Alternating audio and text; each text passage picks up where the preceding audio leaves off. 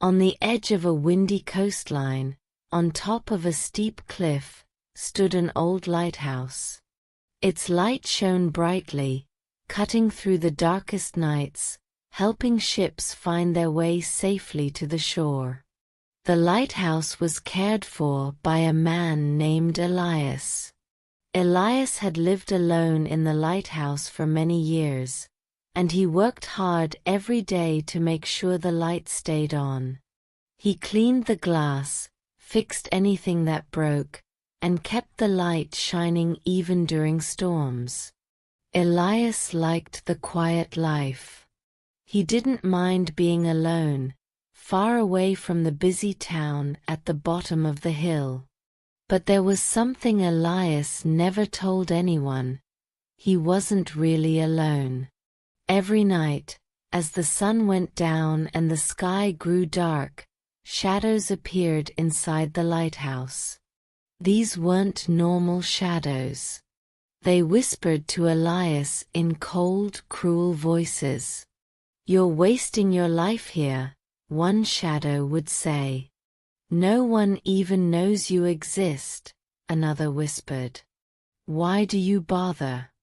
The ships will be fine without you," a third shadow hissed. At first, Elias tried to ignore them, but the more he listened, the louder the shadows became. Over time, their words stayed in his head, even when they weren't there. He started to believe what they said, that his work didn't matter and that he was just a lonely man wasting his life. One stormy night, the wind howled like a wild beast, and the waves crashed against the cliffs with such force that the entire lighthouse shook. The storm was so fierce that Elias had to work harder than ever to keep the light on. The shadows were louder that night too, their voices swirling around him.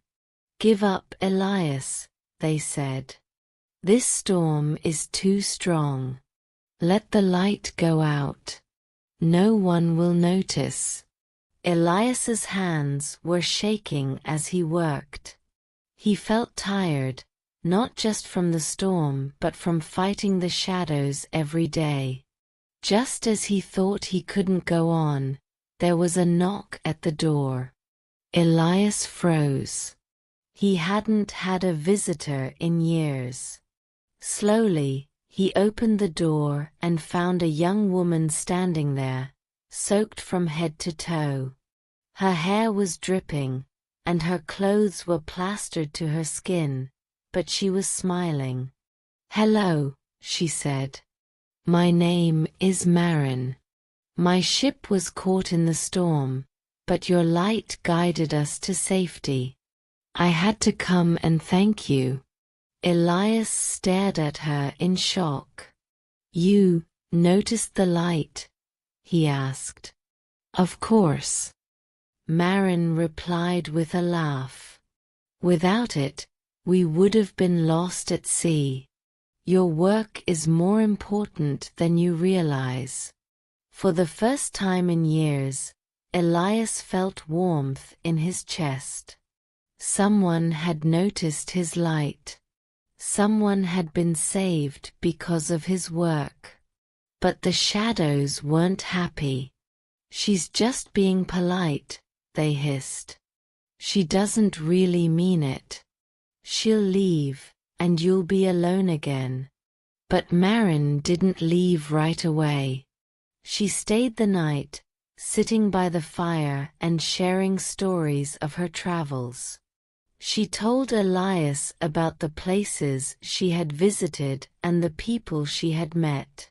Her voice was full of excitement, and Elias found himself smiling for the first time in a long while. Before Marin left the next morning, she turned to Elias and said, "You're like this lighthouse. You stand tall, shining light into the darkness, helping others even when you can't see the difference you're making. Don't let those shadows dim your light."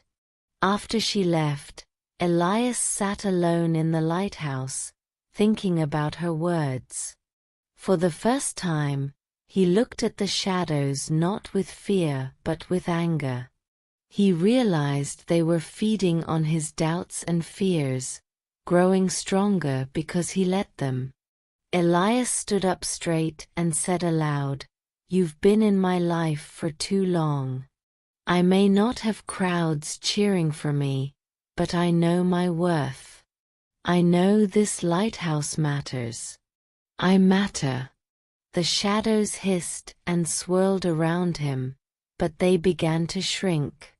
They didn't disappear completely, but their voices grew quieter. Over time, Elias found a new sense of purpose.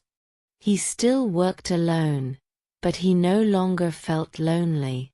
Sometimes, sailors would climb the cliff to thank him, just like Marin did, and he welcomed their visits with a smile. The shadows still came back now and then, whispering their lies, but Elias had learned how to silence them.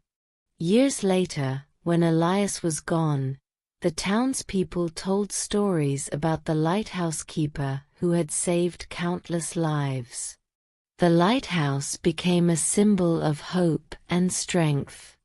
Even on the darkest nights, its light never failed, just like Elias's determination to keep it shining. And if you ever visit the lighthouse on a stormy night, you might hear faint whispers of shadows.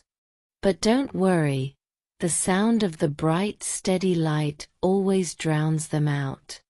Moral of the story: negative thoughts and people are like the shadows in Elias's life. They can only have power over you if you let them. But when you choose to believe in yourself and your purpose, their voices grow weaker. Be like the lighthouse, stand tall, shine brightly, and never let the darkness dim your light. Coastline. Meaning, the land along the edge of the sea or ocean. Example: the coastline was dotted with cliffs and small beaches, creating a beautiful view. Treacherous.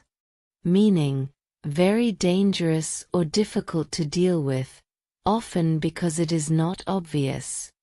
Example: the path to the lighthouse was treacherous, with slippery rocks and strong winds.